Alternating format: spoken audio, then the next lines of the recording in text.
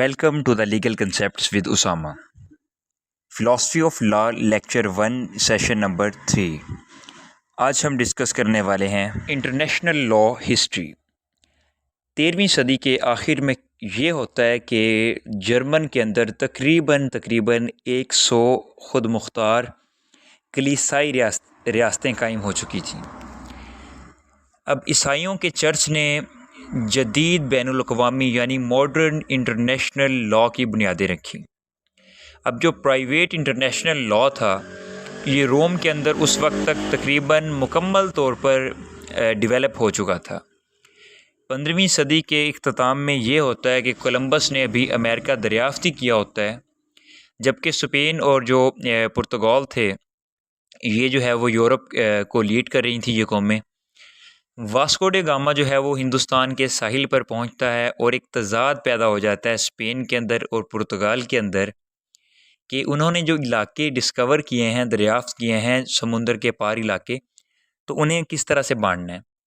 یہ معاملہ چلا جاتا ہے پوپ الیگزینڈر 6 کے پاس، جو کہ وہاں کا بادشاہ تھا، اور ایک منصف کے طور پہ جو ہے وہ اس نے اس معاملے کو سلجھایا۔ اب اس نے کیا کیا، اس نے مشرق اور مغرب یعنی ایسٹ اور ویسٹ کے درمیان ایک لائن کھینچی، اور ایسٹ کی جتنی بھی وہ ڈسکوریز تھیں اس نے وہ ڈسکوریز جو ہیں وہ پرتگال کو دے دیں، اور جو ویسٹ سائڈ کی جتنی بھی ڈسکوریز تھیں وہ الاٹ کر دیں اسپین کو۔ اس طرح سے ان کے درمیان یہ معاملہ حل ہو گیا۔ اب 1500 بعد از مسیح میں ہوتا اس طرح ہے کہ پیڈرو جو ہے وہ ایک رستہ دریافت کرتا ہے ہندوستان کا۔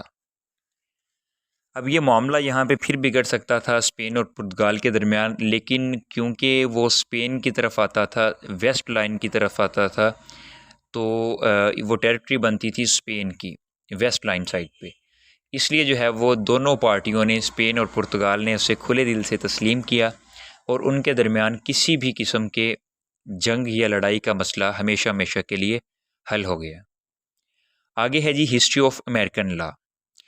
اب امریکن لا کی جو ہسٹری ہے اگر اس میں ہم دیکھیں تو جو ٹرائل سسٹم ہے، the system of trial by jury, عدالتوں کے ذریعے جو ٹرائل کا سسٹم تھا وہ ایڈمنسٹریشن کا ایک بہت اہم اور ضروری حصہ سمجھا جاتا ہے۔ اب یہ 18ویں صدی سے پہلے ہی جو ہے وہ ٹرائل کا نظام بڑی امپورٹنس رکھتا تھا، تو جو قانون کا اس میں اطلاق تھا یا قانون کا جو بندوبست تھا، تو یہ سب سے پہلے امریکہ کی جو کولونیل ٹائم تھا نا اس میں دریافت ہوا ہے۔ اس سے پہلے اس کا تصور نہیں تھا۔ اب جو ایسی اقوام جنہیں کہ نیپولین کوڈ کے ذریعے سے جو ہے وہ سرو کیا جاتا تھا، جن کے اوپر نیپولین کوڈ کا اطلاق ہوتا تھا، تو ان کی کیا صورتحال تھی؟ ان کے پاس جو ہے وہ آئینی ادارے بھی تھے، اور ان کے پاس عدلیہ کے ذریعے ٹرائل کا نظام بھی تھا۔ تو اسٹیٹ آف ورجینیا ہے، اس میں سب سے پہلا جو ہے وہ دنیا کا کانسٹیٹیوشن اڈاپٹ ہوا، جو کہ سب سے پہلی جو ریاستی آئین تھا۔ اس کی فرسٹ کلاس کے اندر ہی یہ مینشن کیا گیا تھا کہ جو ایگزیکٹو یعنی انتظامیہ اور جو لیجسلیچر یعنی کہ مقننہ قانون ساز اسمبلی، اور جو جوڈیشری ہے یعنی کہ جو عدالت ہے، یہ اپنا سیپریٹ کام کریں۔ ہمارا آج کا فیڈرل کانسٹیٹیوشن کا کنسیپٹ بھی اسی تصور سے ماخذ ہے۔ میگنا کارٹا ہسٹری بڑا امپورٹنٹ ٹاپک ہے۔ میگنا کارٹا ایک انگلش گریٹ چارٹر تھا، جسے کہ چارٹر آف انگلش لائبرٹیز یعنی کہ انگلش جو ہے وہ چارٹر تھا آزادی کا، گرانٹیڈ بائی کنگ جان۔ اسے کنگ جان نے 15 جون 1215 میں جو ہے وہ عطا کیا یا پیش کیا، اور اسے سول وار کے خطرے کے پیش نظر جو ہے وہ پیش کیا گیا۔ اس کے اندر بعد میں ترامیم ہوتی رہیں 1216، 1217 اور 1225 میں۔ اب یہ میگنا کارٹا کیا تھا؟ اس میں جو ہے وہ انہوں نے جو ایک خود مختار تھا اسے اور عوام کو دونوں کو ایک برابر رکھا، اور خود مختار کو بھی رول آف لا کے انڈر کیا، قانون کی حکمرانی کا تابع کیا، اور انہوں نے آزاد انسانوں کی جو ہے وہ ذمہ داریاں یعنی کہ آزاد انسانوں کے قوانین بنائے، لوگوں کو آزاد کیا، غلامی کا کنسیپٹ ختم کیا۔ اب جو میگنا کارٹا تھا اسے جو ہے وہ اس نے اینگلو امریکن جورسپروڈنس کی بنیاد رکھی۔ اس میں جو ولیم ون تھا اس نے جو ہے وہ پوپ الیگزینڈر 2 کو اس بات پہ فورس کیا کہ وہ چرچ کو کنٹرول اوور کر لے۔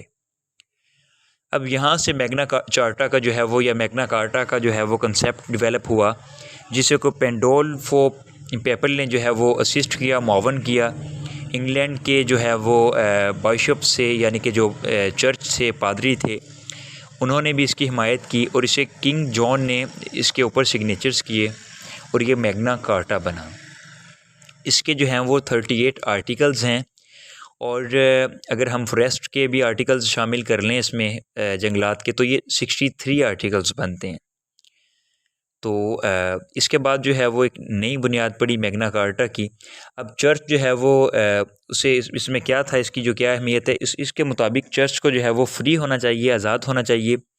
جو سٹی آف لنڈن ہے اور جتنے بھی دوسرے سٹی ہیں اس کنگڈم کے، انہیں جو ہے وہ اپنے قدیم حقوق جو ہیں وہ انہیں انجوائے کرنے چاہیے اور انہیں مراعات ملنی چاہیے۔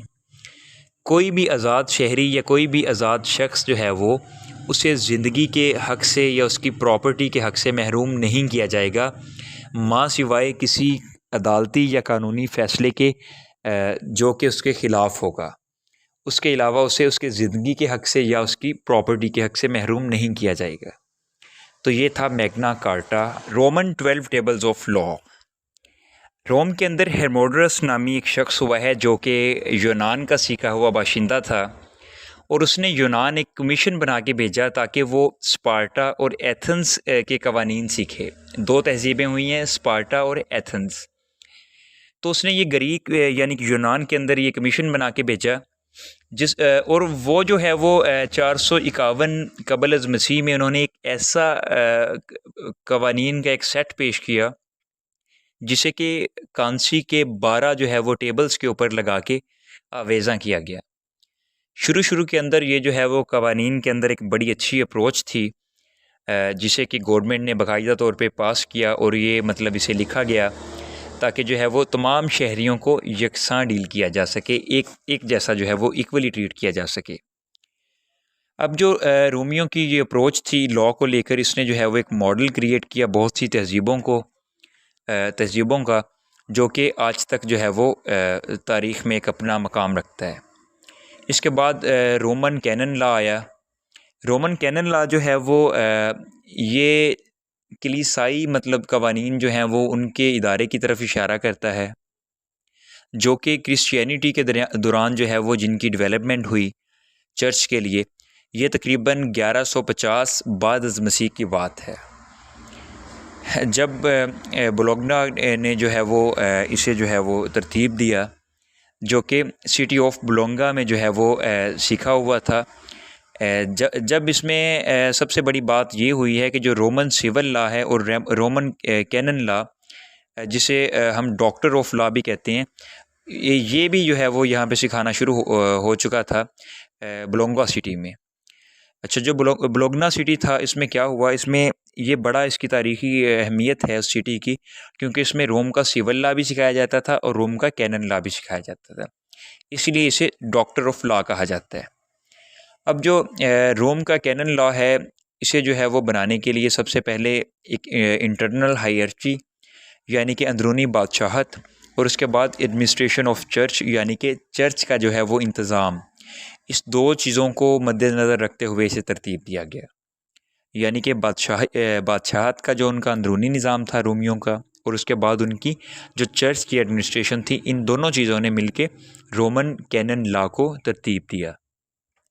اس کے بعد آ جاتا ہے جی کنسیپٹ ہیوجو گروٹیس 1597 to 1610 تک۔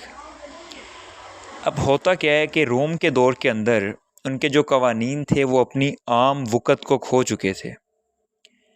تقریباً ان 200 سالوں کے درمیان جو عظیم قسطنطنیہ تھا اور جو یورپ تھا، یہ ایک سائن آف کلیمٹی بن چکا تھا۔ باربیرینز جو تھے، انہوں نے ان کے کنٹریز کے اندر مداخلت کر لی، ان کے اوپر غلبہ پا لیا، اور اس سے ہوا کیا، تقریباً 6 صدیوں کے قریب کی یہ بات ہے، یورپ نے جو ہے وہ تھوڑا جو ہے وہ سٹیبل ہونا شروع کیا۔ پہلے تو باربیرینز ان کے اوپر چڑھ دوڑے، تو 6 صدیوں کے بعد یورپ نے تھوڑی بہت سٹیبلٹی لی. فیوڈلزم کا جب کنسیپٹ رائج ہوا تو اس میں تھوڑا سا یورپ جو ہے وہ سٹیبل ہوا. سب سے پہلے انہوں نے جو ہے وہ انارکی سسٹم جو ہے وہ اسے ڈیولپ کیا. اس کے بعد انہوں نے گورنمنٹ اور جورسپروڈنس کا کنسیپٹ رکھا تاکہ اسٹیٹ کو چلایا جا سکے. اب جو اس کے اثرات تھے وہ بڑے واضح تھے. مختلف کوڈز آف لا میں جب باربیرینز نے انہیں انٹرفیئر کیا تو اس کے اثرات جو ہے وہ بڑی دیر تک ان کے اوپر رہے ہیں. اب جو ہیجو گرائٹس تھا اس نے جو ہے وہ سب سے پہلے انٹرنیشنل لا کے اوپر کنٹریبیوٹ کیا اور اس نے جو ہے وہ rights of war and peace کے نام سے ایک بک ہے, اس کا بڑا حوالہ اس میں ملتا ہے. تو اس نے یہ بک لکھی ہے. تو اس بک نے بہت زیادہ کنٹریبیوٹ کیا اور سب سے پہلے پتہ لگا کہ وارز کے یعنی جنگوں کے اور پیس کے جو امن کے ان کے بھی کچھ رولز ہوتے ہیں. تو یہاں سے انٹرنیشنل لا جو ہے وہ مزید ڈیولپ ہوا. اس کے بعد ہے جی rule of law in society, جسے ہم اپنے نیکسٹ لیکچر میں لیکچر نمبر 1 کے سیشن نمبر 4 میں دیکھیں گے. اب تک کے لیے آپ کا کوئی بھی کوسچن ہو تو آپ ہمیں واٹس ایپ پہ کنٹیکٹ کر سکتے ہیں. مزید لیکچرز کے لیے اور ہماری ویڈیوز دیکھنے کے لیے ہمارا channel the legal concepts with Osama like and subscribe کیجیے اور مزید لیکچرز کے لیے ہمارے ساتھ جڑے. تو ملتے ہیں ایک نئی ویڈیو میں ایک نئے لیکچر کے ساتھ. اپنا خیال رکھیے گا. اللہ حافظ.